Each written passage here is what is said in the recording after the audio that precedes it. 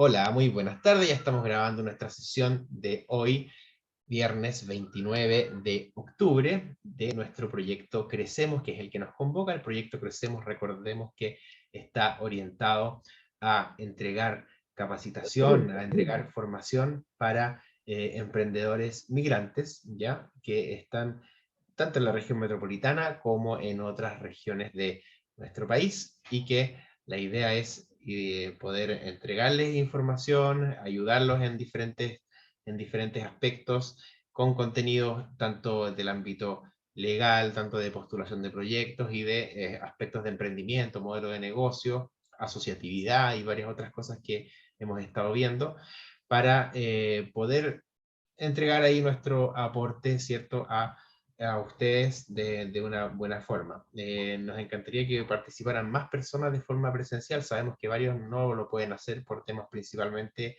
de trabajo, eh, y que están viendo las grabaciones, los videos, por eso también dejamos todo muy bien registrado para que les sirva incluso también de material de consulta a futuro. Ya todos estos materiales también se los estamos enviando para que los puedan trabajar, y quedamos disponibles los profesores de este proyecto para cualquier duda. Bueno, yo soy Andrés Hernández, ya me conocieron en la primera sesión, ¿cierto? Que hablamos sobre varios temas de emprendimiento, de modelo de negocios. Luego estuvieron con la profesora Javiera Celedón, que estuvo hablando sobre la postulación de fondos públicos y diferentes alternativas de financiamiento estatal que hay para los diferentes emprendimientos.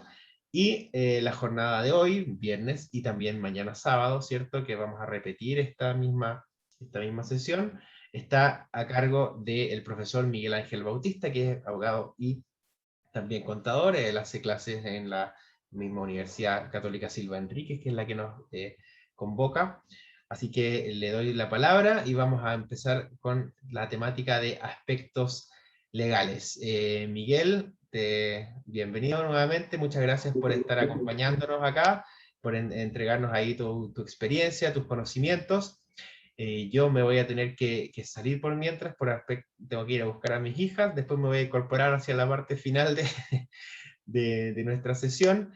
Queda Leo también ahí apoyando, Leonardo Cubillos, él es de vinculación con el medio de nuestra universidad. Él es uno de los hombres que ha estado detrás del apoyo a este proyecto, súper importante también, gracias por todo el trabajo ahí que ha puesto Leo, y que también va a ir ayudándonos a aceptar a las nuevas personas que se puedan ir incorporando. Ahí tenemos, por ejemplo, a alguien en la lista de espera. Leo, ¿tú puedes aceptar ahí, por ejemplo? Aceptada la persona ya. Entonces, idealmente que nos puedas ayudar a incorporar a más compañeros y compañeras. Así ¿Ya? estaré. Entonces, un abrazo, y yo me reconecto con ustedes en un rato más. Les dejo con Miguel, que es el profesor encargado de la sesión de hoy. Adelante, Miguel. Adelante. Muchas gracias, Andrés. Bueno, agradecido por la invitación para poder acompañarlos, ¿cierto? Y bueno, comencemos que para aprovechar bien lo que más podamos. Bueno, la idea es hacer un pasaje por consideraciones legales que tengan relación con nuestro andar no solo como ciudadano, sino que como emprendedor, como un actor de la economía social, ¿cierto? Entonces, para eso es importante comprender de forma general qué se entiende por el acto jurídico, luego la diferencia entre ciertos contratos de la contratación civil que son más comunes, ¿cierto? Y cuáles serían, digamos, los instrumentos regulatorios para este tipo de contratos, ¿ya? Para partir, es comentarles acerca de la necesidad que tenemos para poder comprender de mejor manera lo concerniente al acto jurídico, ¿ya?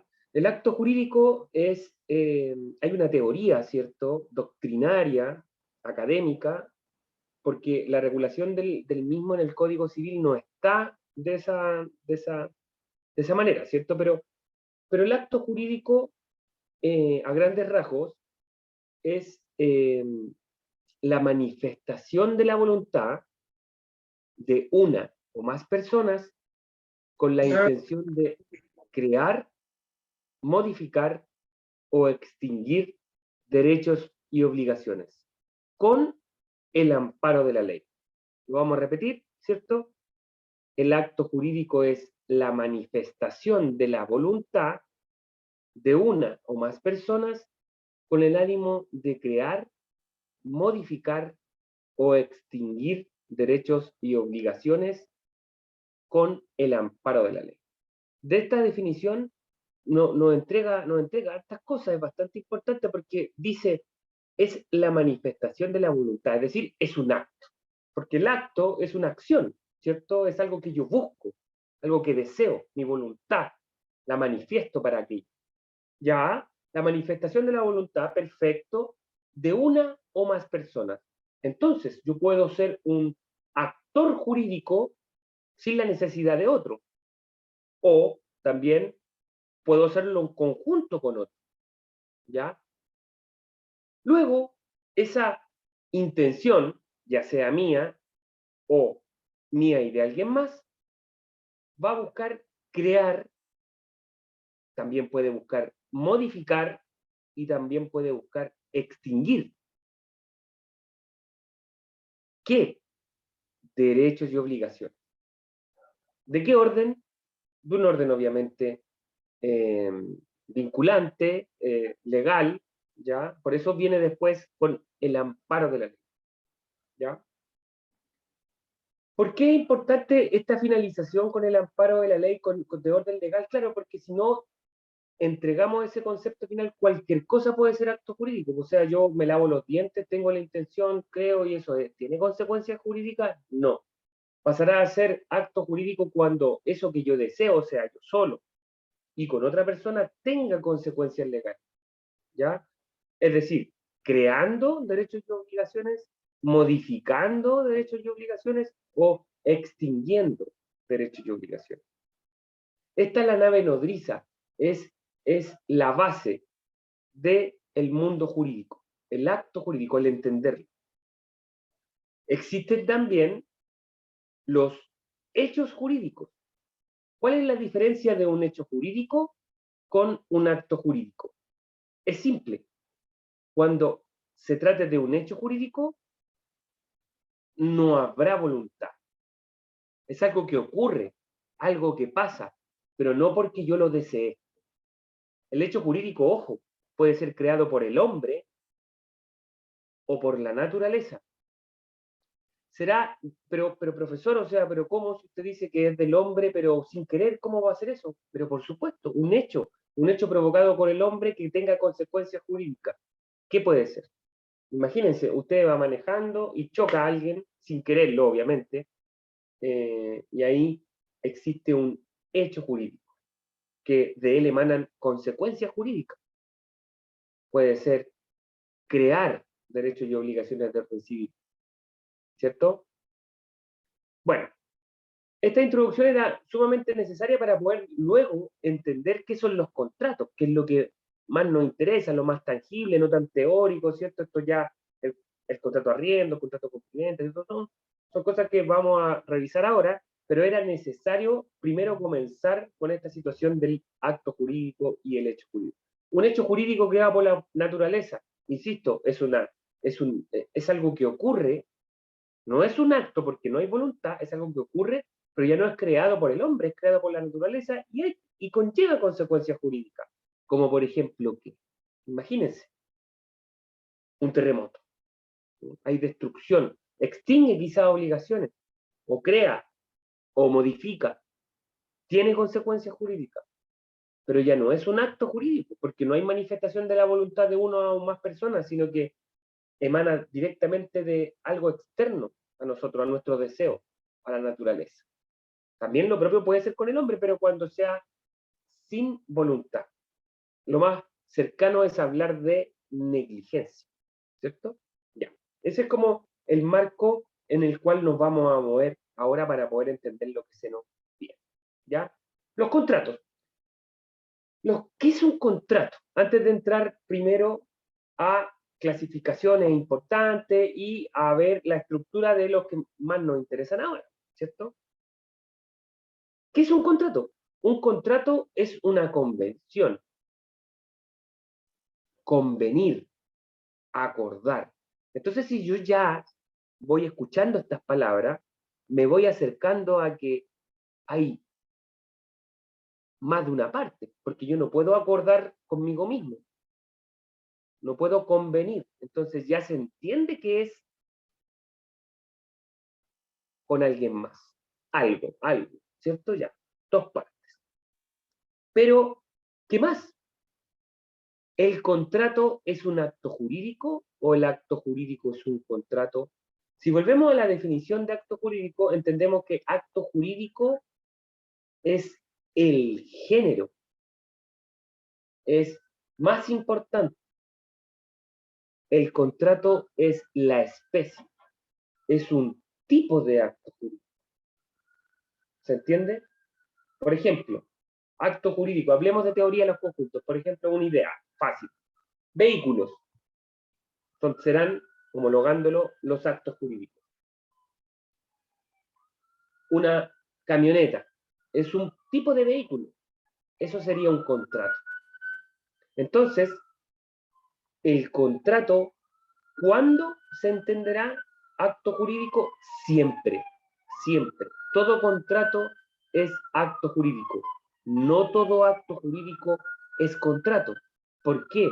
Porque el acto jurídico, como dijimos, puede ser la manifestación de voluntad de una o más personas. El contrato siempre será de dos o más partes. Entonces, sí puede ser contrato un acto jurídico, sí puede ser, el contrato siempre será acto jurídico y el acto jurídico no, no siempre. Porque cuando se trate de una manifestación de voluntad de una persona, no va a ser contrato. ¿Se entiende, no? Vamos con este primer inicio. ¿Hay claridad? ¿Hay algo que les gustaría repasar o seguir? Hasta ahora, claro, ¿o no? Muchachos, ¿sí? Recuerden que podemos habilitar, tenemos el chat habilitado y cualquier duda, consulta la podemos hacer ya Sí. sea directamente verbal o puede ser a través del chat si gusta. ¿Ya? ¿Tú no estás viendo a las personas lateralmente, No, Miguel no, yo Ángel? solo veo mi diapositiva en este momento. Ah, perfecto, Y perfecto. yo no- Nosotros vemos una tira de personas o de nombres al lado. Ah, ya. Para ello tendría que, claro, abrir otra. Claro, veo los nombres ahí, pero claro, las cámaras no. No, está Pero bien. bueno, de momento no hay duda, ¿cierto? Entonces, vámonos directamente a los contratos. El contrato entonces es única y exclusivamente cuando el acto jurídico verse de crear. ¿Se acuerdan lo que dije anteriormente? Que el acto jurídico lo que busca es crear o modificar o extinguir. Siempre cuando hablemos de crear obligaciones, se entenderá contrato. Cuando el acto jurídico sea de crear obligaciones y sean dos o más partes, eso se va a llamar contrato. Contrato. ¿Ya? Ahora, la clasificación clásica de contratos, hay muchas, ¿ah? Podemos hablar de contratos unilaterales, bilaterales, que esa es una de las principales también, y las iniciales, se las aclaro de inmediato. ¿Cómo contrato unilateral o bilateral si usted acaba de señalar que el contrato era de dos o más partes? ¿Cómo va a ser un contrato unilateral entonces? Y aquí está la explicación. El contrato no será unilateral o bilateral según cuántas partes contenga, porque nosotros ya sabemos que son dos partes o más. Eso se sabe. Sin embargo, será unilateral o bilateral según cuántas de las partes estén obligadas. Por ejemplo, un ejemplo práctico. El contrato de, a ver, dado que vamos a avanzar con eso, el contrato de trabajo. ¿Es un contrato unilateral o bilateral? Es un contrato bilateral. No porque hayan dos partes, empleador y trabajador, no, sino que en ese contrato ambas partes están obligadas y ambas partes tienen derecho. Por tanto, es un contrato bilateral. Ah, entiendo. Y el contrato de arriendo, vámonos, cambiémonos drásticamente de área, saliendo del ámbito laboral y volviendo al ámbito civil, el contrato de arriendo o el contrato de compraventa. ¿Son contratos de qué índole? Son contratos bilaterales, en donde ambas partes sí están obligadas recíprocamente, pero ambos tienen derechos recíprocos también. La regla excepcional es aquella de los contratos unilaterales, en donde hay dos partes, dijimos, no es contrato, pero hoy unilateral, no por eso, es unilateral porque una sola de las partes está obligada. ¿Ya? Son pocos los casos, dándole un ejemplo, el contrato de donación, por ejemplo. Es un contrato en donde solo una de las partes está obligada. ¿Ya? 34 791 122 122 7. Ya. Continuando, esa es una de las clasificaciones iniciales, importantes. Hay otra clasificación que me gustaría que ustedes pudieran entender y que también nos ayuda a comprender lo que nos viene más adelante, ¿cierto? Que es la clasificación siguiente. Están los contratos reales, los contratos solemnes y los contratos consensuales. Repito, los contratos reales, los contratos solemnes y los contratos consensuales. La regla general también en nuestra contratación de día a día es que los contratos sean consensuales.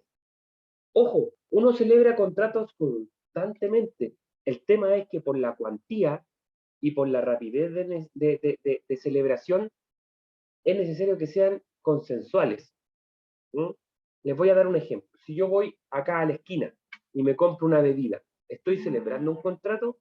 Por supuesto que sí. Se trata de un contrato de bien mueble, un contrato de compra y venta, ¿ya? Es consensual, el cual solo se ve celebrado con la manifestación de la voluntad. Esta manifestación puede ser expresa la mayoría de las veces y a veces incluso puede ser tácita. Pero hay un acto jurídico ahí denominado contrato y, viendo más en detalle, un contrato de compra y venta. Bilateral, si habláramos de la clasificación inicial, y consensual, porque se celebra, nace a la vida jurídica solo con la manifestación de la voluntad. Por ejemplo, señora, buenas tardes, ¿me da una bebida? Tome, aquí tiene. Es un contrato consensual. ¿Ya? ¿Se entiende? Ahora, ¿cuáles serían entonces los contratos solemnes? Son aquellos contratos en donde la ley va a pedir que para su nacimiento la vida jurídica se cumpla con una solemnidad. Por eso se llama solemne. ¿Ya?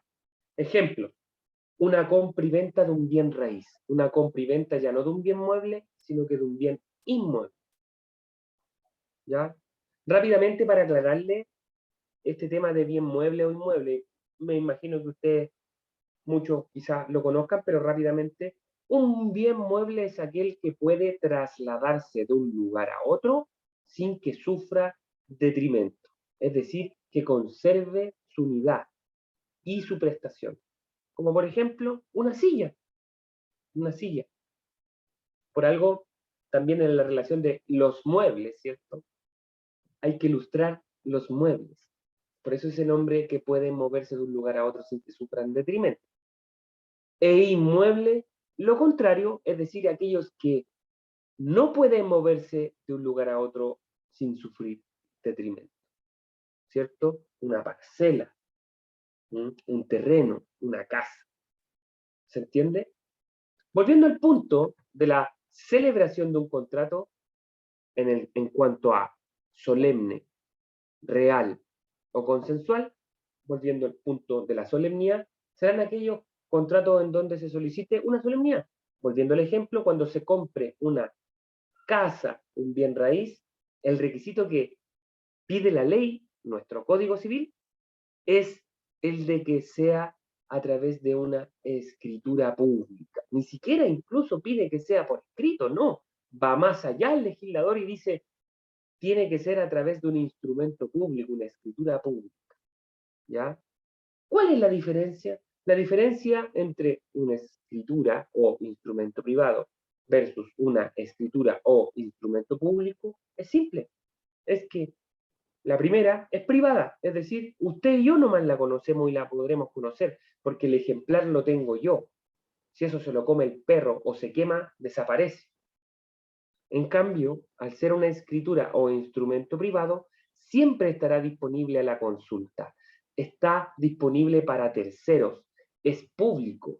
Independientemente que yo tenga un ejemplar original y mi contraparte también, siempre va a haber la posibilidad de ser consultado de aquí a la eternidad. Primero, obviamente, por un tema de espacio físico, no tendrá el notario durante los primeros 6 meses, pero a posteriori irá al archivo judicial, ¿ya? Pudiendo ser consultado todas las veces que sea necesario. Y nos va quedando la definición de, o la clasificación de contratos reales, ¿ya? Los contratos reales son aquellos que versan acerca de cosas, como la complementa que dijimos anteriormente, ¿ya? Como el comodato, varios contratos, en donde el objeto, lo que se busca es justamente una cosa. Por ejemplo, un contrato real es la del comodato. ¿Qué es el comodato? El comodato es el préstamo, el préstamo. ¿Mm?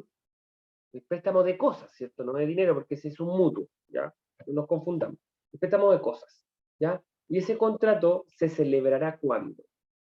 Con la entrega. Es como que yo le digo a usted, ¿usted me presta su teléfono, don Manuel? Sí, claro, toma, ahí está. Entonces yo lo tomo y es un contrato real. Ahora, también pueden haber otros tipos de contratos reales en donde haya una entrega. Hay una discusión doctrinaria en donde se busca saber si el contrato de compra y venta de cosas muebles, como yo, este ejemplo que yo les di, ir a comprar la bebida, si sería real o consensual. Es parte de ambos, ¿ya? Porque yo digo, señora, ¿me vende una bebida? Y ella me dice, tome, aquí está, y la pone sobre la mesa. Ahí hay una entrega, ¿cierto? Hubo una manifestación de la voluntad, ese contrato se manifestó, se creó, pero sin la entrega de la bebida y sin la entrega del dinero no se celebra, queda solo mera intención. Por eso también adhiero a la doctrina que señala que es un contrato también real y no solo consensual. ¿Ya? Yéndonos también al punto de dónde emanan, ¿ya? Estas regulaciones emanan directamente de nuestro Código Civil. La judicatura, tanto civil, cuando hablamos de civil se entiende que es la persona y sus atributos de personalidad, ¿cierto? Nombre, domicilio, capacidad para celebrar actos, ¿cierto? Incluso pudiendo hasta fallecer. Toda la vida de una persona, sea incluso hasta jurídica, se encuentra en nuestro Código Civil. Cuando se trata de personas jurídicas con fines de lucro, ¿cierto? También entrará en vigencia el Código de Comercio, ¿ya? Sin embargo, la judicatura para resolver conflictos emanados de esta ley, ¿cierto? De estas leyes, porque hablemos, Código Civil es una ley, Código de Comercio es otra ley, ¿ya? De estas leyes siempre será, y a diferencia de Argentina, por ejemplo, que es totalmente al revés, siempre en Chile será el tribunal civil, los juzgados civiles. No existen los juzgados comerciales, sin perjuicio que exista toda una judicatura privada, con arbitrajes y mediaciones de la Cámara de Comercio, ¿cierto? Donde uno puede, con una cláusula en un contrato, someterse a esa jurisdicción. Lo tradicional, la justicia ordinaria, como se dice, son los tribunales civiles, aun cuando el conflicto sea comercial, ¿ya? ¿Por qué les dije a diferencia de Argentina? Porque en Argentina es al revés. Se dan cuenta que nosotros aquí en Chile tenemos dos códigos, dos leyes, Código Civil y Código de Comercio. Para resolver conflictos de ahí es necesario ir a un tribunal denominado Tribunal Civil. En cambio, en Argentina es totalmente diferente. En Argentina hay un código y 2 tribunales. Un código que se llama Código de Civil y de Comercio. Y hay 2 tribunales. En definitiva, cada nación, cada legislación se organiza, resuelve como lo desee. Nosotros lo realizamos de esa manera. ¿Ya? Doña María, bienvenida, cuénteme, ¿en qué le puedo servir? Ay, disculpe, es una cuestión, es una cosa técnica. Lo que pasa es que solamente vemos, yo no sé si soy yo, porque usted dijo que estaba viendo unas láminas. Entonces, yo veo solamente aspectos legales. Crecemos, la primera lámina que se había colocado. ¿Es así Sí, correcto? yo solamente he ¿O visto una lámina puesta. No sé si ha Sí. ido pasando, Miguel Ángel. No, es solo esta. Ay, se vienen ya. varias más. Es harta información la que les tengo. Ya, Recién, ya, recién ya, ya. estamos terminando la primera lámina. Recién en la Ok, primera ok, lámina. está bien. Gracias, disculpe. No, pues nada. ¿Alguien tiene alguna consulta de lo que hemos hablado hasta ahora?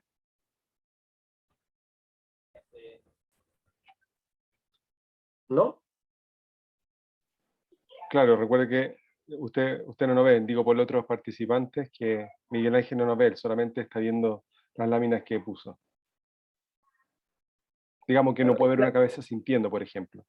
Claro, no, eso no. Sí puedo ver el chat, o sea, puedo leer lo que ustedes escriben ahí, sí Claro. o no. Pero Ujú. claro, verlo a usted al otro lado no sé, será por la versión que yo Pero manejo nosotros acá. nos podemos ver igual. Yo veo a los Ya, participantes, al menos, sus nombres. ya, perfecto. Yo, claro, no. Bueno, entiendo que no entonces. Pasemos entonces a otro tema para ir optimizando el tiempo, porque hay varias cosas que me gustaría comentar. ¿Se acuerdan lo que hablamos de los contratos? Y me quedó claro, actos jurídicos, ¿cierto? Con la manifestación de voluntad. Ahora, cuando se trata de esta manifestación de voluntad de 2 o más personas, ya. Que antes de avanzar con este tema, porque si no aclaramos las dudas en su minuto, no se entiende lo que viene después. Cuénteme cuál sería su... Cuando yo digo contratos comunes, no es que exista una clasificación con ese nombre, sino que quizá ahí me faltó los contratos más comunes, o los contratos más tradicionales, o los contratos más utilizados, ¿ya? Y que dice relación con el contrato de compra y venta, el contrato de arriendo, que son contratos que se utilizan en la vida comercial, civil, ¿cierto? En donde son ambos contratos eh, bilaterales, ¿cierto? Ambos consensuales. El de compra y venta podrá ser solemne cuando es inmueble y a su vez el otro también podrá ser real cuando se trata de un bien jurídico mueble. ¿Ya? Pero por ahí va. El contrato en sí, hay contratos típicos que son los más comunes, ¿cierto? Y se entenderá típicos también porque eh, están enunciados en nuestro Código Civil, o sea, tienen una normativa especial para ese contrato. El Código Civil nos dice algo de ese contrato. Esos son los contratos típicos o comunes. Pero hay otros contratos que no están en nuestro Código Civil, y el hecho de que no estén en nuestro Código Civil no significa que no existan. Porque en Chile encontramos la libertad de contratación, que también está expresada en nuestra Constitución actual, que tenemos el día de hoy. Entonces, eh, mientras haya una manifestación de voluntad de dos o más personas con la intención de crear derechos y obligaciones, y esas intenciones de creación de derechos y obligaciones no van contra derecho, va a haber un contrato. Puede ser atípico, claro, no común, claro, pero va a ser un contrato, aun cuando no salga en el Código Civil. Antes de pasar a la lámina siguiente, como dijimos, hay un sinfín de contratos. Y uno de ellos, el que me llama la atención para poder a ustedes explicarlo, es el contrato de sociedad. Es como que usted y yo queramos crear derechos y obligaciones con un ánimo de comercio, ¿ya? con la intención de obtención de utilidades, ¿ya? El asociarnos para algo. Queremos hacer un contrato de sociedad, ¿ya? Cuando nos encontramos frente a esa intención, tenemos que decir, primero tenemos que contemplar qué significa ese contrato, ¿ya? Y cómo se crea una sociedad, ¿ya? En Chile tenemos también distintos tipos de sociedades, ¿ya? Todas siempre deberán tener un soporte, un contrato de sociedad. Pero después ese contrato de sociedad podrá tener apellido, ¿cierto? Un apellido, que podrá ser un contrato de sociedad de responsabilidad limitada, podrá ser un contrato de una sociedad por acciones, un contrato de sociedad anónima, un contrato de otras, por ejemplo, la IRL. Y detengámonos acá un poquito, porque la IRL es una sociedad para muchos, ¿cierto? Desde mi punto de vista ya de naturaleza jurídica, yo diría que no, porque es una empresa individual de responsabilidad limitada. La intención y el legislador cuando creó esta oportunidad, mucho antes de la sociedad por acciones, obviamente, lo que buscaba era justamente sacar la responsabilidad de la persona natural a la hora de ser comerciante. El que existiera una persona jurídica distinta a él, muy parecida a él, con el nombre de él, pero con otro patrimonio distinto.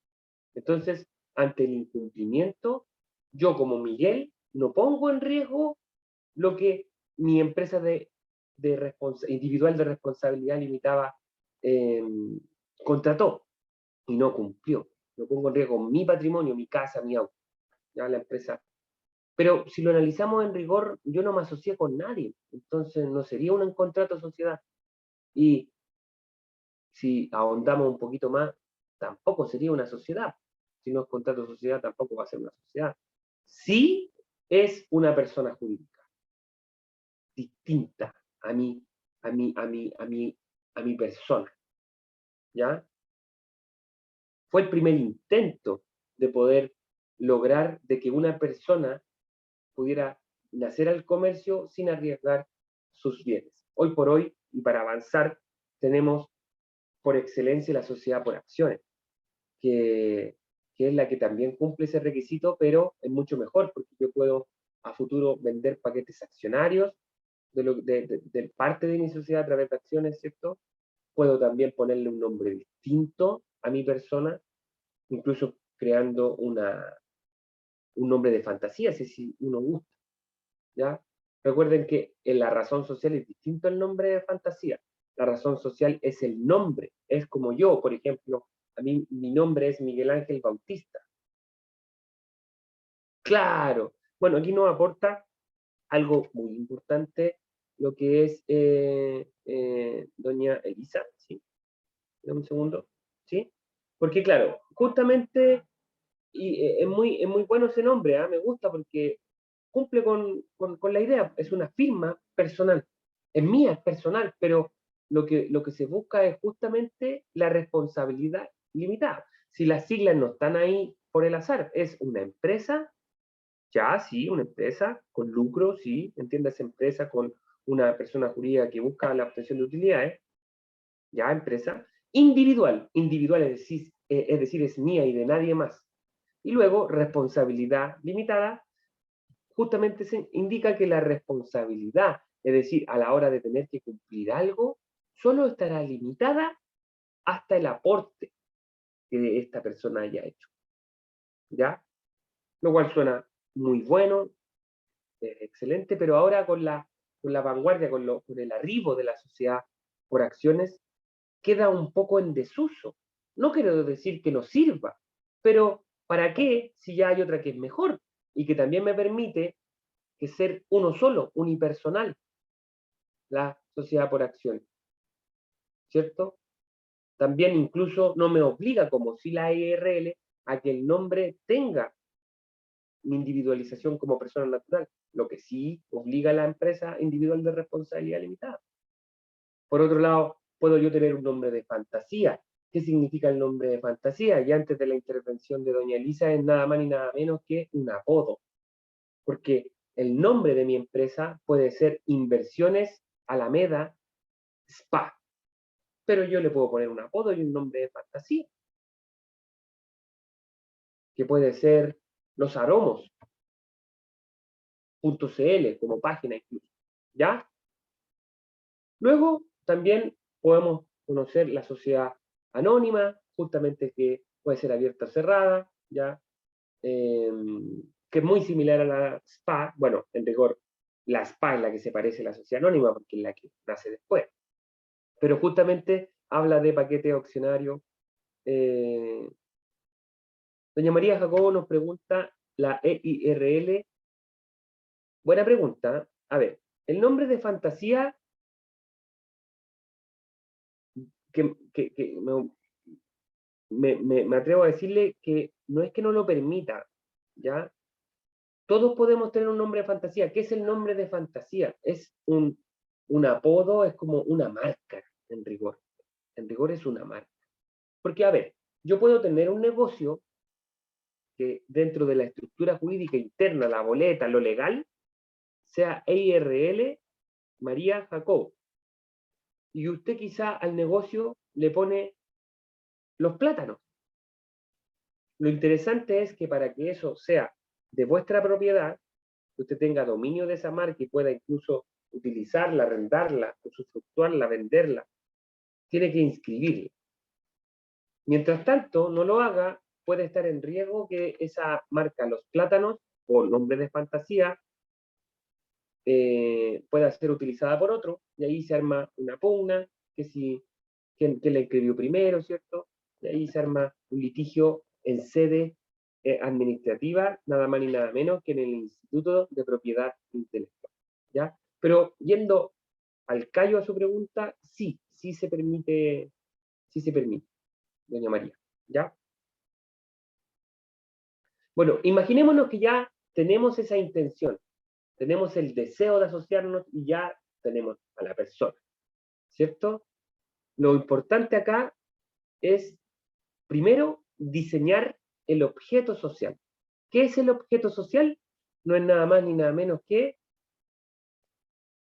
el objetivo, a qué me dedicaré. ¿Ya? ¿Por qué es importante el diseño? Porque según lo que ahí diga, será lo que después yo podré realizar. Y no tan solo eso, sino que también lo que deberé conectar con la actividad tributaria que dependerá dar cuenta al servicio de impuestos internos, el fisco, el recolector de nuestros tributos, ¿ya?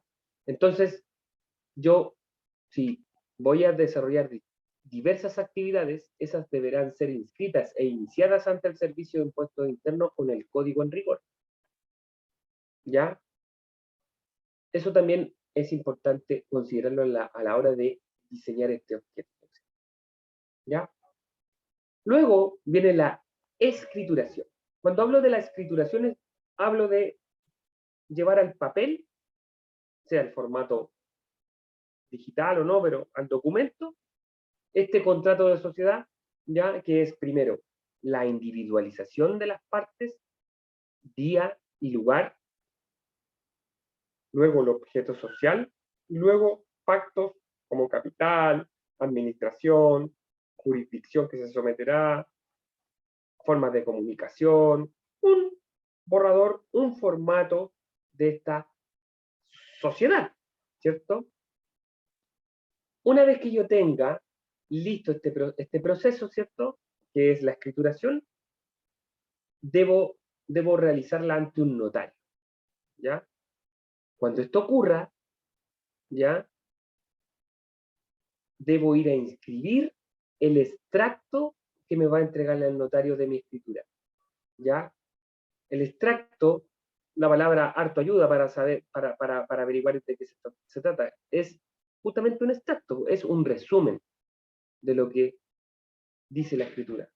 Es un documento que resume los pasajes principales de lo que dice el extracto. Yo tomo ese extracto y lo inscribo. ¿Dónde? En el registro de comercio que lleva, ¿cierto? Este registro lo lleva el conservador de bienes raíces, ¿ya? Tiene un departamento que se llama Registro de Comercio, ¿ya? Una vez que está inscrito, este extracto, ya puedo decir que estoy contándole a todo el mundo, ¿cierto? Que yo tengo una sociedad y que está inscrita. Solo falta publicarla. ¿Qué se publica? El mismo extracto que me dieron en la notaría para inscribirlo en el conservador, me van a dar dos, o yo puedo fotocopiarlo, o generalmente, y así debe ser, le entregan dos extractos a usted, y el otro extracto usted lo publica. ¿Dónde lo publica? En el diario oficial. ¿Qué valor tiene ese? Es gratuito, salvo que sea un capital ya enorme. Y ahí le cobrarán en relación a este. Todo lo que yo le acabo de señalar apuntan al mecanismo tradicional. Hoy por hoy, en Chile, tenemos otra posibilidad, distinta a este mecanismo tradicional, bastante similar en cuanto a contemplar el objeto social, ¿cierto? La estructuración, la estructura, pero no es necesario, carece de los pasos de inscripción y publicación. Eso lo hace que sea más rápido, menos costoso y sin la intervención de abogados. ¿Y dónde ocurre esto? Esto ocurre en un portal denominado Empresa en un Día, que depende del Ministerio de Economía y Fomento, ¿cierto?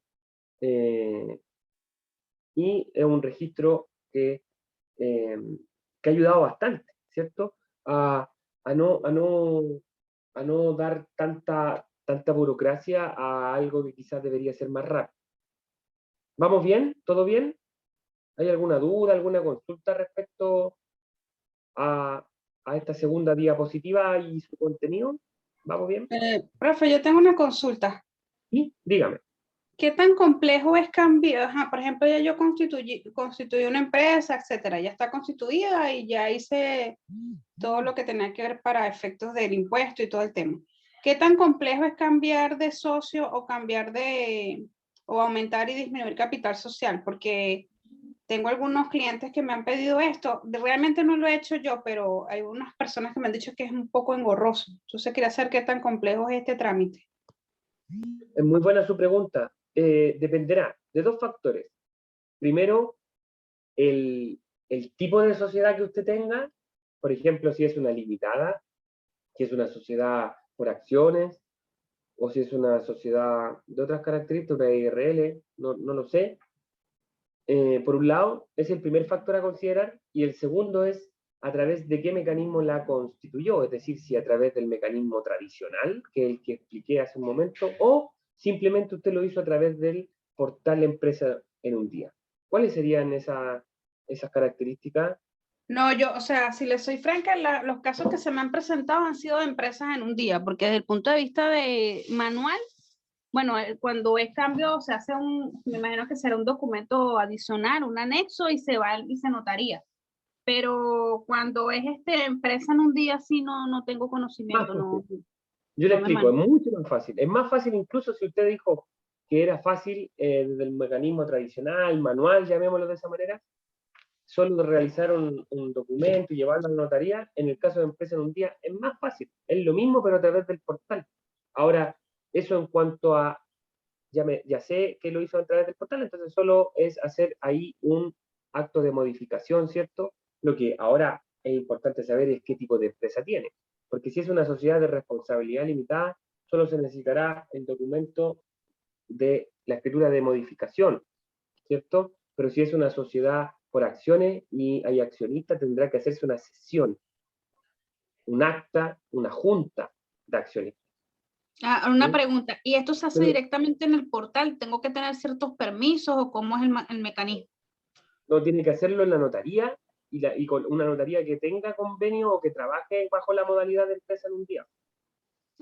O sea, no lo puedo hacer yo desde el punto de vista informático, o sea, yo directamente. Bueno, es que eso es lo que buena su pregunta, eso es lo que les quiero explicar. Mire, el portal de empresa en un día lo que hace es facilitar, es decir, el que usted no tenga que contratar un abogado y el que usted no tenga de alguna manera que ir al registro de comercio, ni tampoco deba publicar.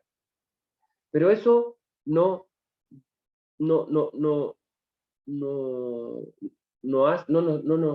lleva a obviar el ministro de fe, el notario. Eso igual tiene que ser, porque igual debe cumplirse con ciertas solemnidades de contenido, de día, de verificar, porque el ministro, ¿qué hace? O sea, el ministro de fe denominado notario, ¿qué hace él?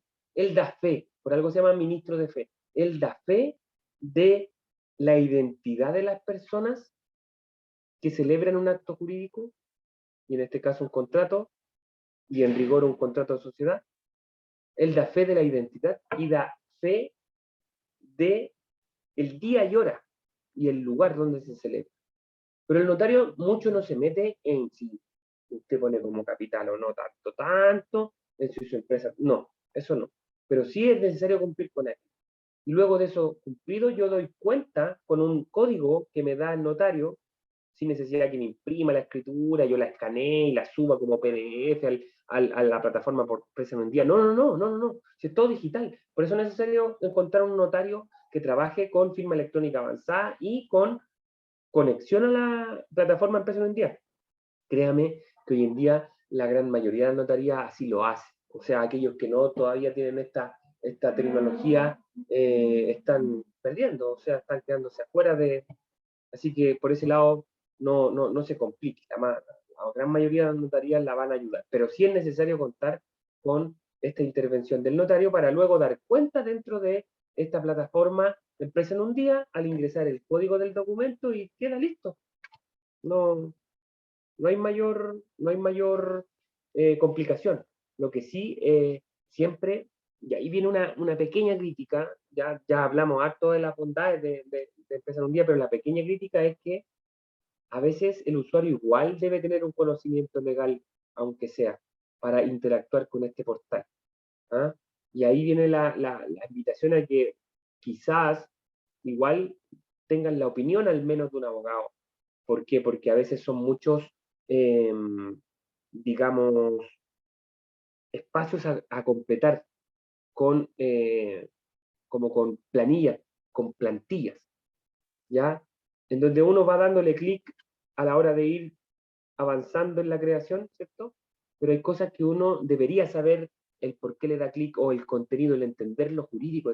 Por ejemplo, el objeto o las facultades de administración del representante legal son prendar, autocontratar, cobrar y percibir, y uno le da clic, listo, clic.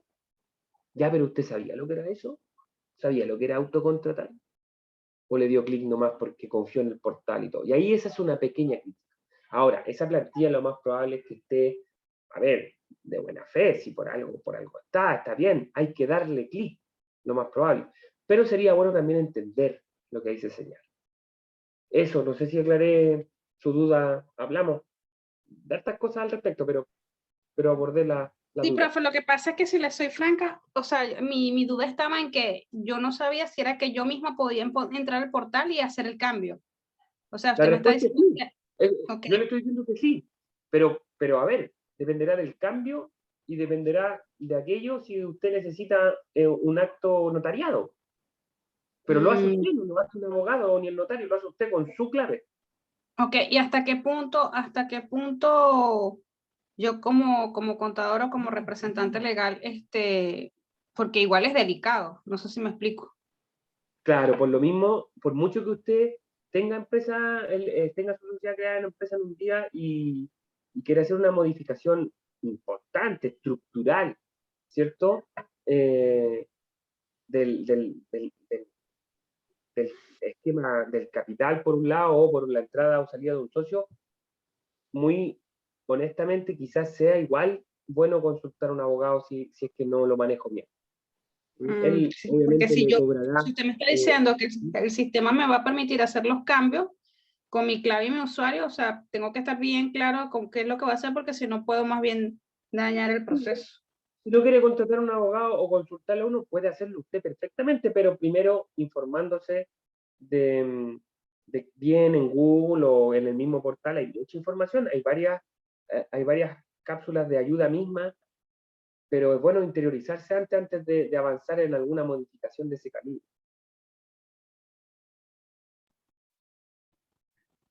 Hola, Miguel, buenas tardes. Buenas tardes. Quería, más que una consulta, no sé, o sea, yo tengo una SPA ¿Ya? y la constituí por empresa en un día, pero Ya. me conseguí que cuando fui a abrir en el banco la cuenta jurídica, no me la aceptaron. Para ellos, esa era una empresa prácticamente que no existía y no fui a un solo banco, fui a varios. Y me llama muchísimo y me llama muchísimo la atención porque pues, soy abogado en Venezuela, ¿ok? Trabajé mucho en la parte mercantil, pero al constituir aquí una empresa, por lo menos en mi caso de la SPA, a mí no me pidieron el soporte de lo que yo estaba diciendo que tenía de capital. Entonces, nosotros allá, primero usted va al banco, deposita el monto del capital, si es en efectivo, el porcentaje, y el banco le da una constancia para que en el registro mercantil, que es como lo llamamos nosotros, me empiecen a procesar el documento. Yo no sé si es aquí realmente cualquiera puede, vamos a ser sinceros, constituir una empresa y decir que tiene un capital de X tantos millones, ¿y dónde está ese capital? Buena pregunta. Se la respondo de inmediato. Antes, escuchemos también a don Carlos y así después respondo a las dos preguntas al mismo, quizás pueda ser relacionado o no, y así no lo Bueno, dejamos justo le iba a esperando. avisar que tenía la mano arriba. Profesor, no, bueno, más con respecto a lo que dice la compañera, yo quería saber era si, por ejemplo, yo voy a registrar una empresa como una clínica, capital aproximado a unos 50 millones eh, que se estime, ¿sí? Trabajando con salud. Puede ser es recomendable hacerlo por empresa en un día o por método tradicional. Y puede ser SPA o Qué buena su SRL. pregunta. Qué buena su pregunta. A ver, voy a ser así lo más honesto y transparente, porque la consulta sí también lo es. Bueno, todas en realidad. Miren, el Ejecutivo, esto es parte de una política pública que active la economía, pero en rigor esto fue creado para la micro y mediana empresa, para facilitar las cosas, justamente para aquellos que no tienen la intención de contratar los honorarios de un abogado. ¿Ya? Así con todas sus letras, ¿cierto? Pero si usted tiene una empresa que va a mover un alto capital y sobre todo, no sé, por lo que usted me acaba de comentar, la intención y todo, quizás lo más prudente sea hacerlo a través del mecanismo tradicional. Es una opinión mía. Yo no soy el dueño de la verdad, pero yo lo haría así. Gracias, profesor. No, sí, me han comentado lo mismo, porque, claro, estaba viendo que el criterio esto es más como para una IRL y quizá una SPA que sea un emprendimiento chico y, claro, que tienda a crecer. Sí, Y yo después tengo, irá perfeccionando capital, socio. claro, Es para partir, totalmente pues. de acuerdo. Totalmente de acuerdo. Ambas pueden servirle, pero ya por un tema más de tradicionalismo, llamémoslo de alguna manera, quizás sea más importante o mejor hacerlo a través del mecanismo tradicional.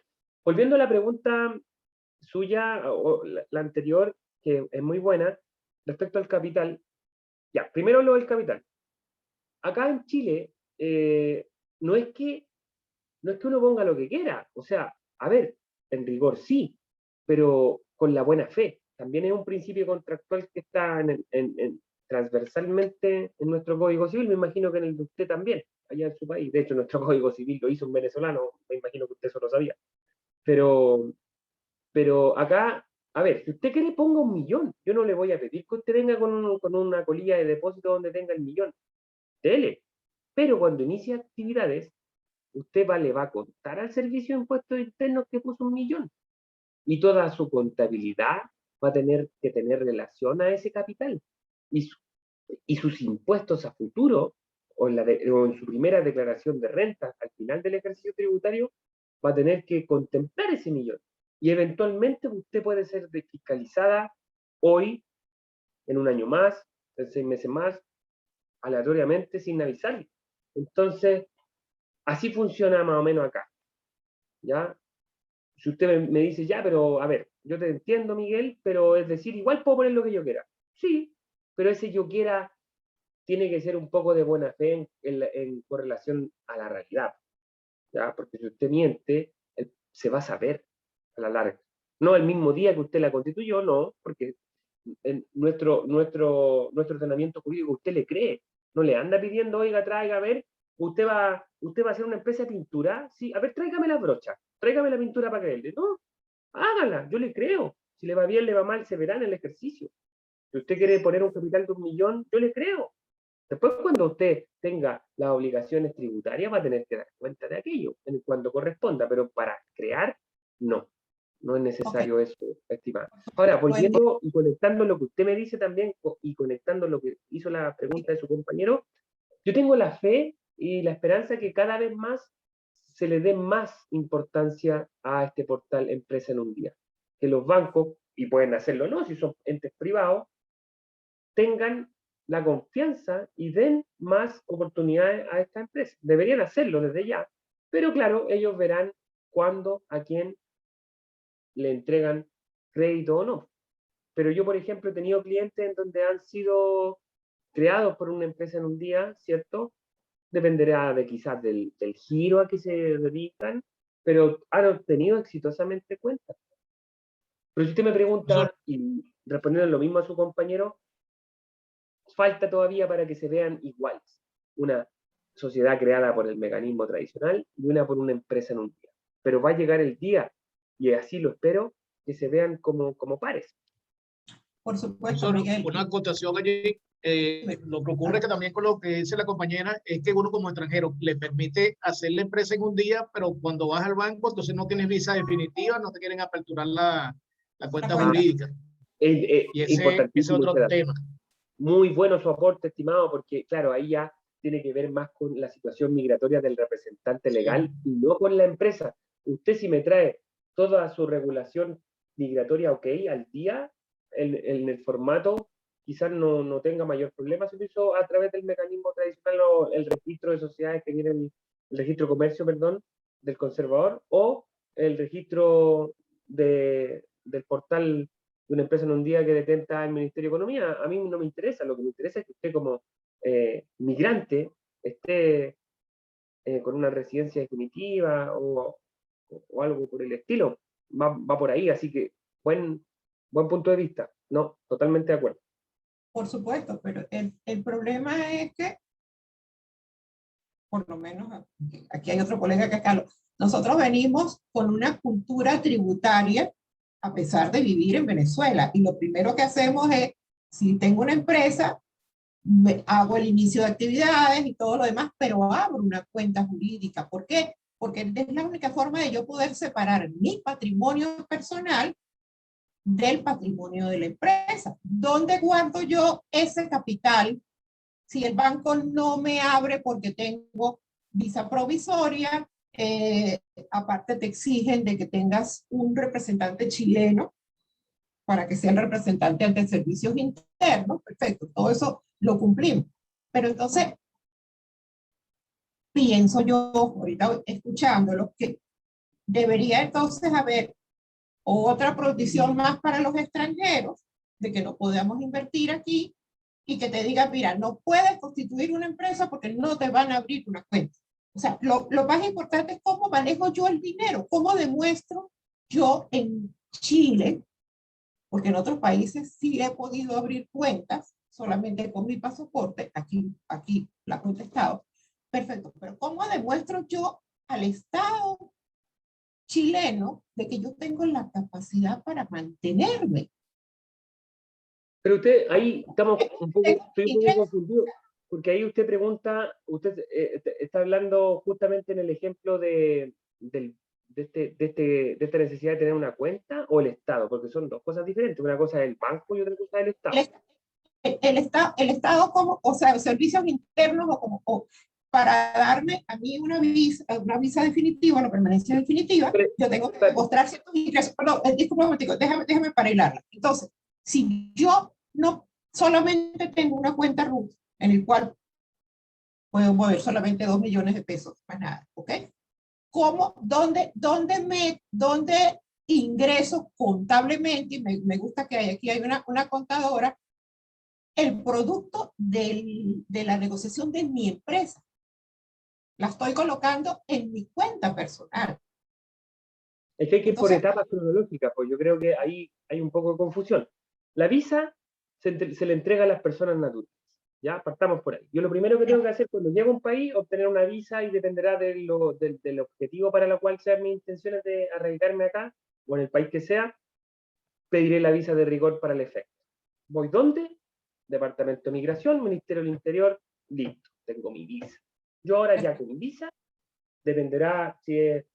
Ahora, la visa, recordemos que puede ser de trabajo y todo, pero más allá de visa, acá lo que se necesita es una residencia, temporal o definitiva.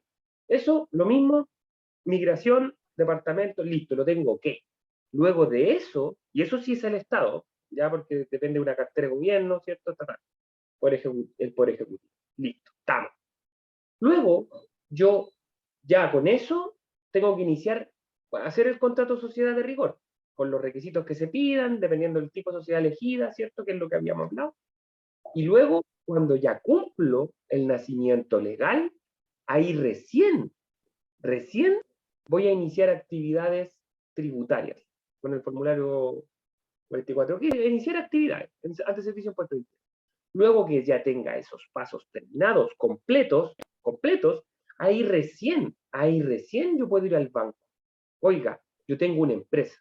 Porque si no hago nada de lo anterior, yo no puedo ir al banco y decir, oiga, yo tengo una empresa. Porque no tengo una empresa. todo se hizo. De hecho, tengo 2 años en esa situación y no fue posible abrir la empresa, la cuenta jurídica. Algo tiene que haberle pasado a usted en particular. ¿Amerita estudio eso? No puedo responder por qué o no, porque yo conozco varias empresas. Realmente me gustaría saber si otras personas, porque, o sea, lo que yo estoy muy clara, que tengo que separar los dos patrimonios, usted mismo lo acaba de decir. Una vez el servicio interno va a ser el que le va a fiscalizar, usted abrió con 1 millón, 2 millones, ¿qué ha hecho con ese dinero? Eso es lógico. Claro, eso, sí. Pero no, en la práctica, para los extranjeros, así tengamos visa provisoria, es muy difícil. No, esa es mi experiencia. Depende de varios factores, depende del banco, depende de las metas que tengan en ese minuto, depende del objeto de la... Es un estudio, o sea, prestar plata no es, oiga, usted trae 3 papeles y listo, ahí está. No, no, es que no es prestar, es solamente abrir la cuenta para poderlas manejar y separar capitales. Porque el hecho está, perdón, Miguel, ya no te interrumpo más. El hecho está en que yo tengo que facturar y tengo que hacer una cantidad de actividades. Perfecto. Pero si voy a abrir la cuenta jurídica, y no fue en un banco, me pasó en 5 bancos, me dicen, usted tiene que tener cartera crediticia. ¿Y cómo tengo cartera crediticia de 2 años cuando no tengo 2 años en el país? Entonces, claro, algo pasa ahí de cómo se le ve ya como política interna al banco. Es como, entonces, es como un negocio, es como se le reserva el derecho de admisión. Ahí el banco, lamentablemente... No sé si a otra persona le habrá pasado. ¿Cómo? Que no sé si a otra de las personas que están aquí, de los compañeros, le habrá pasado, pero realmente esa, para mí, es la realidad. Y hasta este momento yo no he podido abrir una cuenta jurídica. Claro. Gracias, claro, habría que verlo en detalle. No podría yo darle la respuesta porque yo no hablo en pos del banco, pero yo, como le digo, tengo clientes, he tenido clientes en donde no han tenido ningún problema, son extranjeros y tienen su empresa y tienen su cuenta. Entonces, ahí habría que analizar más cuál fue el reparo del banco a la hora de decirle que no y el por qué. ¿Ya? Gracias. Pues nada, sigamos, ya que se nos va a tratar de avanzar con la gran mayoría. Bueno, volviendo al tema, y aquí ya algo hablamos, me imagino que muchos de ustedes ya algo manejan. por lo que acabo de escuchar, en donde los pasos contables para continuar con el tema de la sociedad, primero es la iniciación de actividades, ¿cierto? Que no es nada más ni nada menos que la concurrencia del servicio de impuestos internos del aquel que corresponde al domicilio de esta sociedad, ¿ya? Luego, la creación de documentos tributarios, que antiguamente se le denominaba el timbraje de boletas y facturas. No sé si alguien se acuerda, o al menos en sus países así era, cuando no estábamos con toda la tecnología, ¿cierto? Había que ir a una imprenta, comprarla, mandarla a imprimir, después llevarla a imprimir. Ahora no. Ahora se hace esto todo digital. Boleta electrónica, factura electrónica. Y toda la otra documentación tributaria para efectos, que puede ser guía de despacho, notas de débito, notas de crédito. ¿Ya?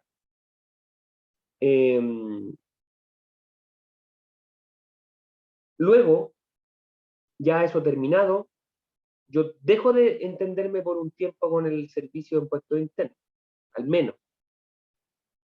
menos hasta el primer mes que yo tenga que, mi contador va a ser el formulario 22, que es aquel que da cuenta de la actividad mensual respecto a los impuestos.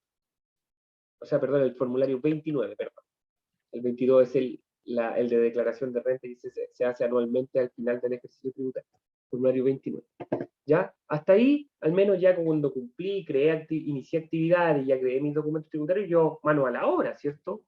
Y comienzo a comercializar o a cumplir mi objeto social, o la actividad a la cual inicié actividades. Pueden ser 2, 3, 4, una sola. ¿Ya? Y luego de ello viene nada más ni nada menos que el registro de las transacciones, ¿cierto? El registro contable, ¿ya? Y luego, ya cuando el barco está andando, ¿cierto? Ya es importante ir generando informes de información contable, ¿ya?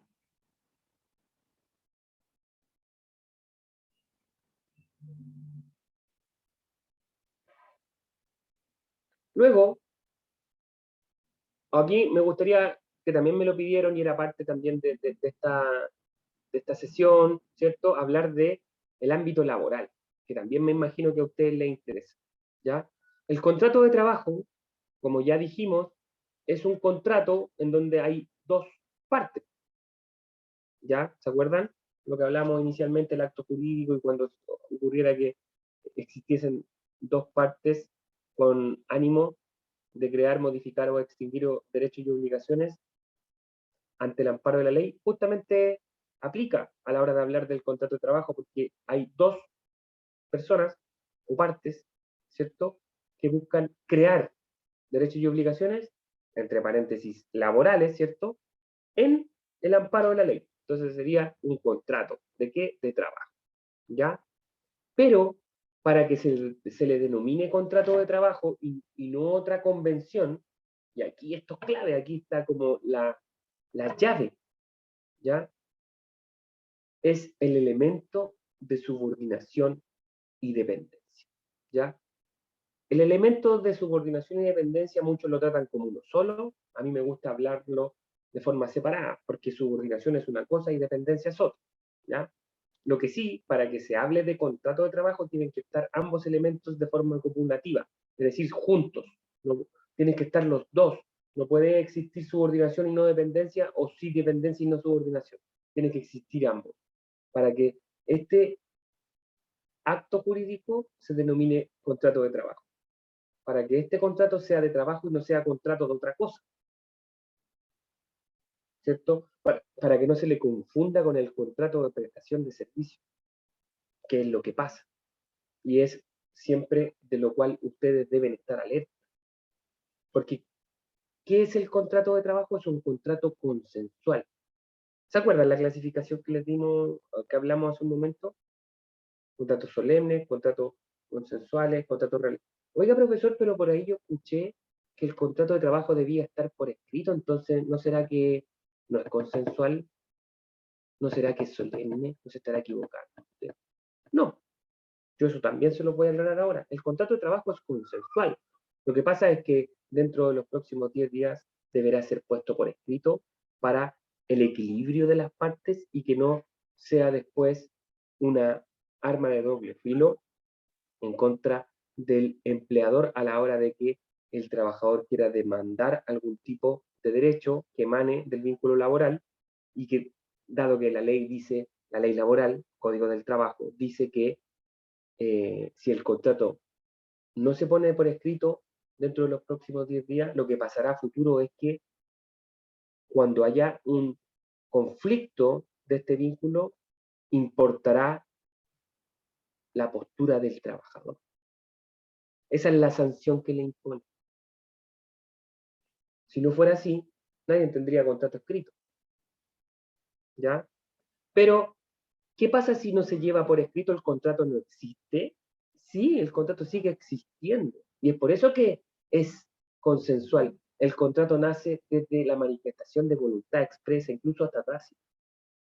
Les voy a dar un ejemplo para que les cierre esta idea. Imagínense, yo hago clase hoy día en la universidad. Mi primer día es hoy, mi primer día. Ya estoy acá en la sala, me contratan. Y me dice, Miguel, este es tu primer día, tú tienes que esto aquí, esto allá. Pero el decano, no, el rector anda en un viaje en Italia y vuelve el lunes. ¿Ya? Así que el lunes él va a firmar el contrato para que lo sepas, también el tema de FONASA y todo, así que todo tranquilo. Perfecto, perfecto. La pregunta es, ¿mi contrato de trabajo empieza hoy o empieza el lunes cuando llegue el rector y lo firme? ¿Qué piensan ustedes? Inició desde que hubo el mutuo acuerdo, Excelente. el sentimiento de las partes. Imagínense no fuera así. Imagínense. O sea, yo voy hoy día bajando, sin darme cuenta, me caigo, me tropiezo, tengo un accidente laboral. ¿Qué pasa? No puedo ir a la mutual, no estoy cubierto por la accidentabilidad laboral. Tengo que estar cubierto igual, porque mi contrato empezó hoy, sin perjuicio que después, por escrito, esté el día lunes. Pero el día lunes, el contrato, cuando nos vayamos a juntar a firmarlo, no va a tener fecha lunes, va a tener fecha hoy.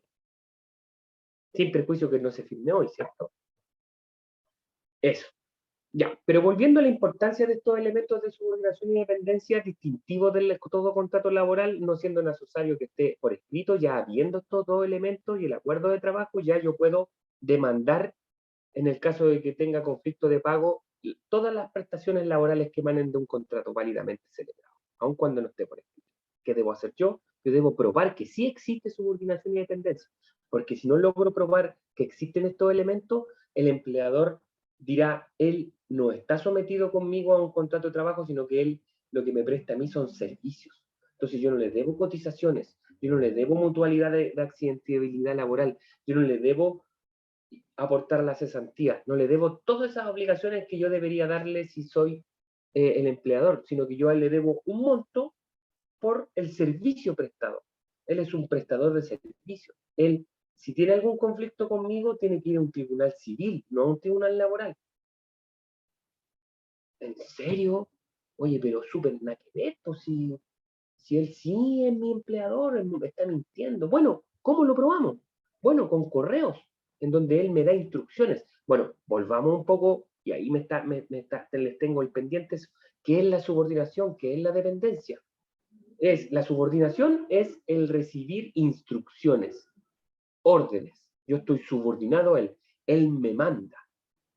Eso está bien que sea así, pues es propio del contrato de trabajo. Obviamente esas órdenes, esas instrucciones tienen que ir siempre en relación al cargo y al objeto de la sociedad. Yo no me puedo, si yo trabajo acá como cajero, a mí no me pueden mandar a limpiar los vidrios, o no me pueden enviar si soy secretaria y tengo una función explícita, yo no me puedo andar haciéndole café al jefe. O sea, de buena onda sí, porque me cae bien, pero no es mi función.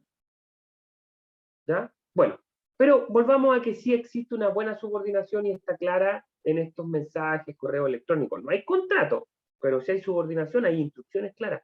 Por WhatsApp, oye Miguel, hoy día tienes que ir a retirar y tal cosa y llevarla a tal cosa. O sea, y hazlo rápido, por favor, que estés bien. Eso es una instrucción. ¿Ya? Eso es una instrucción. O sea, subordinación. Y dependencia. ¿Qué es la dependencia? La dependencia es que yo dependo de usted para poder realizar mi trabajo. No por solo la instrucción, sino que del insumo. Por ejemplo, usted me dice, Miguel, limpia acá. Perfecto. Primero está la orden y además me tienen que entregar los útiles de limpieza. Si no hay orden, si solo hay una idea o misión de hacer aseo en general, y yo tengo que poner yo los materiales de aseo, yo lo que estoy prestando es un servicio y no estoy bajo un contrato de trabajo. Es importante esto tenerlo claro, ¿ya? A la hora de saber cuáles son mis derechos, o, me imagino que a ustedes también les interesa, al saber cómo y cuándo me relaciono yo con un colaborador, para ver si lo que necesito de él es un servicio, o si netamente lo que necesito es contratarlo y cumplir con la ley laboral vigente, porque si no a lo que me arriesgo es una demanda de cobro de prestaciones, autodespido y nulidad del autodespido, lo cual es muy grave. ¿Ya? ¿Hay alguna duda? ¿Hay alguna consulta al respecto? ¿Avanzamos?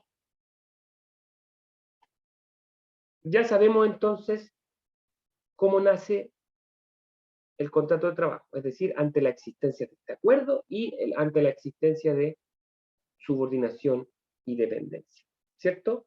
La naturaleza jurídica del contrato de trabajo es una naturaleza laboral y los elementos principales son la jornada laboral, la tipificación de la misma, ¿ya? Las obligaciones para las cuales a uno se le contrata y también la remuneración, ¿cierto? El monto y su totalidad y la forma de pago, ¿ya? A la hora de individualizar a las partes en un contrato de trabajo, sobre todo a la hora, no sobre todo, en especial al trabajador, es necesario dar cuenta de su nacionalidad y su fecha de nacimiento. Oiga, pero eso es obvio, es que no, pues en Chile, en otros tipos de contratos, esos datos no son obligatorios, pero sí acá. ¿Por qué? Al menos el que no es obligatorio es el de la nacionalidad. ¿Por qué? Porque a la hora de el contrato de trabajo yo tengo que cumplir con leyes especiales que emanan en el mismo Código del Trabajo, que son la nacionalidad, el para poder discernir o no si cumplo con el cuoteo necesario obligatorio que impone el Código del Trabajo con trabajadores chilenos, ¿ya? Y si cumplo con la edad de mayor de 15 años para, si así ocurre, y estoy en el rango de 15 a 17 años, deberé contar con un permiso laboral de quien detente mi cuidado personal o mi papá. ¿Ya? Es por eso el que es necesario contar con esos dos datos a la hora de individualizar en la primera cláusula a las partes en el contrato de trabajo. No es porque queramos ser, digamos, no sé, copuchento, o porque queramos saber por qué, de dónde viene él. No, es única y exclusivamente por eso. ¿Ya? Eso. Pasemos a las causales de término del contrato de trabajo, rápidamente, las que tenemos acá en Chile, y son, la primera, el mutuo acuerdo de las partes. Es la que nos gustaría contar por excelencia siempre, que ambos estemos de acuerdo. Sabemos sí que muchas veces eso no va a pasar, pero es la clásica y es la común acuerdo. Las cosas se deshacen en derecho como se hace. Ambos estuvimos en acuerdo en comenzar una relación laboral, ambos ahora estamos en acuerdo en deshacer dicha relación laboral.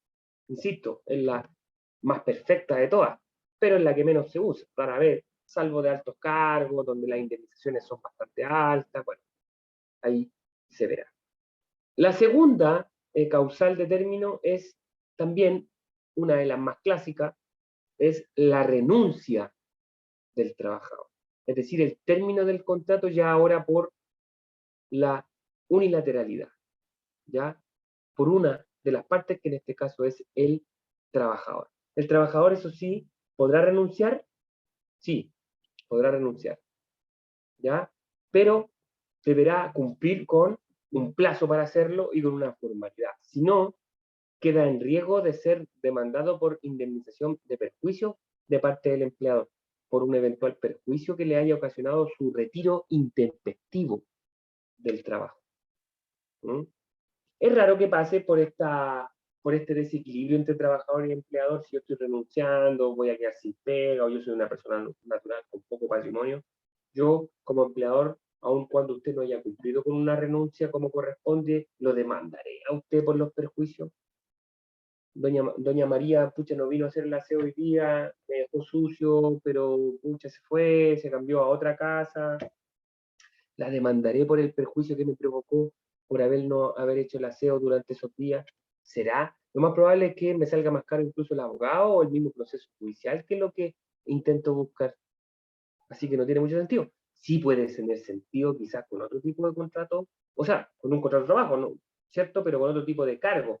Imaginémonos que un gerente general tenía que concurrir a Nueva York a una gestión y un cierre de negocio avaluado en 5 millones de dólares, 50 millones de dólares, y él me manda un correo, me dice que renuncia y no va. Ahí claro que puede ser interesante el demandarlo, porque sé que este personaje también tiene alto patrimonio, tiene grandes cargos, y quizá ahí sea interesante aventurarme en una demanda por ejemplo. Estamos hablando en casos en donde este trabajador no envía la carta de renuncia con 30 días de anticipación y tampoco la lleva por ejemplo, ¿ya? La invitación es siempre a hacerlo igual, ¿ya? Eso en cuanto a la renuncia. Luego, como otra causal, encontramos la de, y esta resulta lógica, ¿cierto? Porque el contrato de trabajo, a diferencia del contrato de prestación de servicios, es un contrato intuituo personae, un contrato personalísimo. Es decir, yo contrato a la persona por sus rasgos, personalidad, por sus capacidades. Por tanto, una de las causales de término del mismo es la muerte. Si muere la persona, también muere el contrato. ¿Mm?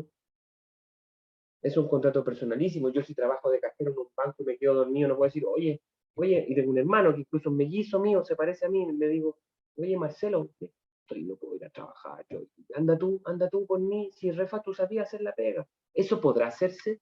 No, pues, porque no es un contrato de prestación de servicio, es un contrato personalísimo. Entonces lo mismo, si muere el trabajador, también muere el contrato. Resulta lógico, ¿cierto?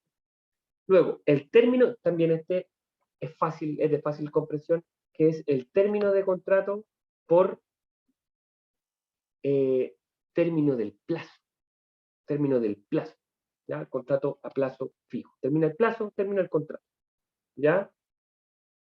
Término por conclusión del trabajo. Claro, hay contratos que no están sujetos a un plazo, ¿cierto? Sino que hay contratos que están sujetos a una condición. Y esa condición es el contrato de obra o faena, que se parece a todos los contratos de prestación de servicios, pero la diferencia acá es que aquí sí hay subordinación y hay dependencia, por tanto, contrato de trabajo, independientemente de lo que demore el cumplimiento de esta condición, que es el terminar una casa, el pintar una fachada, por ejemplo. Estos contratos terminan no cuando pasa un plazo, sino que cuando se cumple la misión, digámoslo de alguna manera. Todo lo que dure ese tiempo, el contrato deberá cumplir con las cotizaciones que corresponden, porque es un contrato de trabajo. Si no, sería un contrato de prestación de servicio, ¿ya? También está el término del contrato por caso fortuito fuerza mayor, que aquí ya emana netamente la causal a lo que ocurra con un tercero, ¿ya? No por un caso fortuito, fuerza mayor, ya no viene de tanto del trabajador o el empleador, ¿ya? Un incendio, un tsunami, ¿cierto? Que destruye la fábrica, y yo tenga que por ese causal despedir a todos mis trabajadores. Luego tenemos la causal, que también es muy utilizada, la causal de necesidades de la empresa. ¿Ya? Aquí también lo que se busca es el término unilateral, ahora de parte ya no del trabajador como lo era con la renuncia, sino que ahora con el empleador. Pero no por un capricho, por un deseo, sino que tiene que ser por una necesidad de la empresa. Es decir, que haya una reestructuración, ¿cierto? Que haya alguna adecuación del giro, tiene que fundamentarse. Y aquí, a diferencia de la renuncia como causal del término unilateral, en la renuncia el trabajador no está obligado a poner el por qué renuncia, sino que por situaciones personales yo renuncio, ¿cierto? Esta se hace efectiva. En cambio, cuando yo despido a alguien por necesidades de la empresa, es decir, también unilateral, pero ahora desde mi vereda, yo ahí sí tengo que argumentarle el cuál fue la necesidad, explicarla, fundamentarla. Si no, sería un despido injustificado, si no está obviamente justificado el por qué lo despido, ¿cierto? Luego tenemos el contrato, el término del contrato de trabajo por incumplimiento grave a las obligaciones. Hasta antes de la reforma laboral importante que hubo, esto solo podía hacerlo el empleador.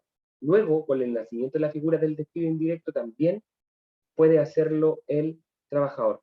Resulta totalmente lógico, pues, porque si estamos hablando de un contrato bilateral en donde ambos tenemos derechos, en donde ambos tenemos obligaciones, ambos entonces deberíamos poder alegar que la otra parte no la cumple. ¿Cierto? Resulta lógico, ¿cierto? Pero como digo, para poder invocar esta causal, el cumplimiento no solo tiene que ser incumplimiento, sino que tiene que ser grave. Y ahí viene lo difícil, ¿qué se entiende por grave? ¿Cierto?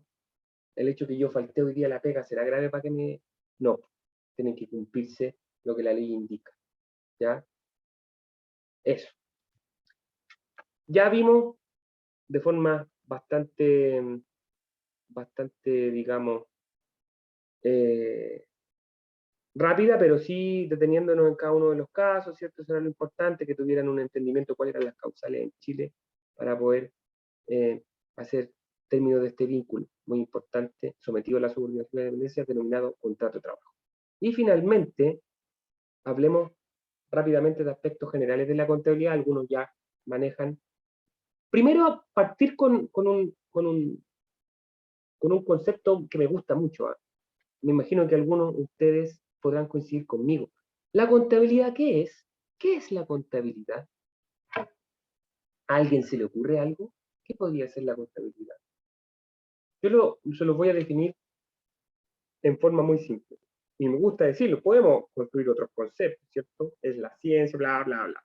Yo, para mí, la contabilidad es el lenguaje de los negocios. Es el lenguaje, es como hablan los negocios, cómo se lee, cómo les va. Eso se llama contabilidad, ¿ya? Los aspectos generales es el entender el tratamiento de este lenguaje, que tiene grupos. Imagínense que son cajones, donde uno guarda los relojes, en otro guardo los cinturones, en otro guardo los anteojos, en otro, y así. Y estos, en este caso en particular, se denominan cuentas y tratamiento contable. Tenemos los activos, los pasivos, los resultados pérdida, los resultados ganancia. ¿Ya? Los activos pueden ser fijos, circulantes, los pasivos igual, y los resultados pérdida son aquellos que ya no puedo hacer nada más. Esto es pérdida. Y ahí tengo que darle un tratamiento de activo a la hora de contar esta historia contable. ¿Ya? Resultado ganancia también es algo que gané. Y el tratamiento contable es el pasivo. ¿Ya? Rápidamente, los libros contables, los más clásicos y básicos, tenemos el libro diario, el libro mayor, ¿ya? Tenemos el balance de resultado, el balance general, que son al final del ejercicio tributario. Y para cerrar, a la hora de los registros, tenemos el libro diario, en donde acá tenemos el lugar de donde pongo el asiento contable, y por otro lado tengo el lugar donde contabilizo el número, la transacción del asiento, debiendo, por un lado, contemplar el debe y el haber. ¿Ya? Cuando hablamos del registro del libro mayor, es un resumen de todo el libro diario, contabilizando las cuentas de en donde aparece cada vez nombrada la misma cuenta, se le cuenta todas las veces donde aparece y después se hace un resumen en esta T denominada libro mayor. Y el balance es lo propio del libro mayor, pero ya con un contemplar de todo el año tributario y con todas las cuentas, ¿ya? Eso es más o menos la contabilidad a grandes rasgos, ¿ya? Pero se lo explico al efecto y cuando quieran podamos poder profundizar más en ese aspecto. Eso, mis estimados, ya nos habríamos pasado de la sesión del día de hoy. De todas maneras, les agradezco la presencia, les agradezco la intervención de cada uno de ustedes, la paciencia y también el haberse quedado por más de la hora pronosticada, pero lo importante era cerrar con todo. Eso, les doy las gracias, me despido, dejo de compartir para poder despedirme. Muchas gracias, profesor. Gracias a ustedes, espero aunque sea haberlos Gracias por ayudado toda la información, en algo. profesor. Muchísimas gracias a ustedes. Perfecto, gracias Miguel. ¿Me escuchan? Yo me pude reconectar ahora recién. Mis labores de papá me habían impedido estar en el resto de la sesión. Agradecemos a Miguel ahí por todos los conocimientos, la experiencia que nos ha transmitido. Y preguntarles a los demás cómo se han sentido, qué les ha parecido la sesión de hoy. Me gustaría escuchar ahí a los amigos y amigas participantes. Carlos, Elizabeth, Karen, Lisette, Maulis, María Jacobo y Rosemary. Oh, excelente, excelente, Andrés. Solo Miguel cayó los puntos focales allí. Bueno, sería bueno, con respecto a lo que dijo, con el tema del profesor Miguel, algo en cuanto al manejo de esta página de empresas en un día. Claro, más adelante para que un tutorial allí de cómo se maneja esto. Es muy bueno lo que discutió la compañera con respecto a lo de, pues ya eso es un tema migratorio y sale del alcance, pues, de lo que, de la competencia o de la materia de lo que cada se está capacitando. Bueno, vamos avanzando. Muchísimas gracias, profesor Miguel. Muchas gracias a ustedes. Súper. ¿Alguien más que quiera hacernos alguna reflexión, comentar un poquito? Bueno, ahí por el chat están agradeciendo, ¿cierto? Magolis, María, Karen, estupendo, muchas gracias por aplicar. Mucha información para aplicar, claro que sí, todos se quedan con bastante tarea, que espero que les puedan servir todos los contenidos que hemos estado preparando para ustedes.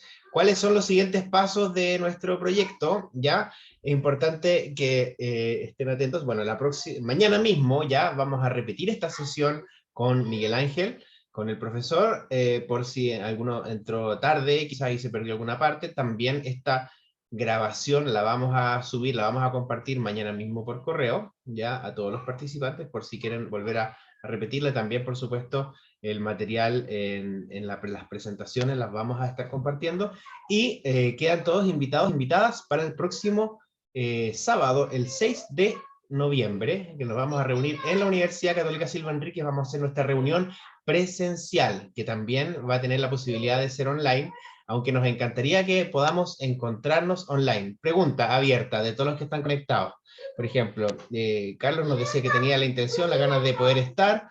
También María, que estuvo desde el inicio. Me gusta estar aquí hablando mis hijas. A ver, Eli, mira, el papi está conectado aquí. Aquí la aprovechan de saludar. Ella es Elisa, va a cumplir 3 años ahora. Hola. Hola, Elisa. Entonces, les quería preguntar, si es que ustedes tienen la posibilidad y les gustaría reunirnos presencialmente el próximo sábado 6 de noviembre, en la mañana. Va a ser en la universidad que queda en el centro de Santiago, Universidad Católica Silva Enríquez. ¿A qué hora, profe? Ahí María dijo que sí.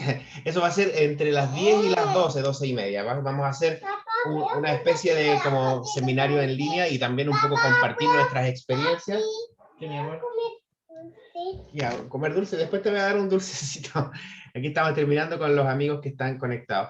Entonces, sí, esto sería a las 10 de la mañana, el próximo sábado, y en el fondo después compartir un coffee break, ¿cierto? Vamos a tener ahí cosas ricas para poder compartir, y también generar una instancia después de las presentaciones de poder dialogar, conocernos, que se conozcan entre ustedes también, y generar ahí una red que después la idea es que a futuro, el próximo año, vamos a continuar desarrollando capacitaciones y otros proyectos que también van a quedar todos invitados para seguir potenciando estos conocimientos y otras temáticas que no hemos alcanzado a revisar, ¿ya? Así que en esas labores de papá uno tiene que estar.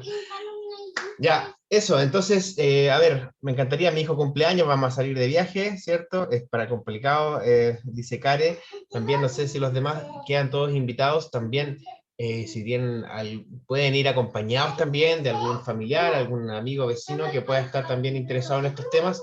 Bienvenidos, entonces, para el próximo sábado, ¿ya? Entonces, por eso que queda abierta la invitación. Si pueden venir acompañados también, y vamos a también aprender algunos otros aspectos que van a quedar pendientes, ¿cierto? Que no hemos alcanzado a ver en estas 3 sesiones, compartir algunas experiencias y sobre todo hacer como un networking, ¿cierto? Conocernos, compartir experiencias, conocimientos y contactos. Así que con eso cerramos la Profesor, sesión una de hoy. pregunta. Sí, En por este supuesto. caso, en la sesión del sábado, solamente sería la única la del sábado, ¿correcto? No va a ser viernes y sábado como normalmente lo hacemos ahora. No, va a ser solamente sábado y presencial, o sea, híbrida. En el fondo vamos a estar en el lugar y también se va a transmitir para quienes no puedan asistir presencialmente. Bueno, me conectaré online. Sí. Así que, claro, en este caso no va a ser solamente una única sesión. Eso, pues bueno, también va a quedar grabada, igual la vamos después a compartir también la grabación, aunque siempre lo ideal va a ser poder encontrarnos, si tenemos esa posibilidad, obviamente con todas las medidas de precaución correspondientes, con los protocolos sanitarios. En la universidad se controla toda la entrada y la salida de las personas, vamos a estar en un espacio amplio que cumpla con todas las condiciones, así que, bueno, por supuesto que todos con mascarilla, es importante ahí cuando nos encontremos, pero sí después la posibilidad de al aire libre compartir algo para comer y para tomar. Así que eso, quedan todos invitadas. Espero que les haya servido todo lo que hemos visto y ya seguiremos en contacto. Y como les digo, esto no termina aquí, no termina el próximo sábado. Después estamos planificando otro webinar. Vamos a seguir invitándolos a diferentes actividades y cosas que se van a ir generando. ¿Ya? Un abrazo, muchas gracias nuevamente Miguel Ángel, al profe de hoy. Miguel. Muchas gracias. Perfecto, muchas gracias a Patricio Sepúlveda, que es nuestro estudiante en práctica que nos está ayudando. También él ha estado llamando a algunos de ustedes, a casi todos los que han tenido contacto con Patricio, también con Leo, que es parte del equipo. Así que un abrazo y estamos en contacto. Chao, profesor, que esté bien. Chao, chao. Muchas gracias.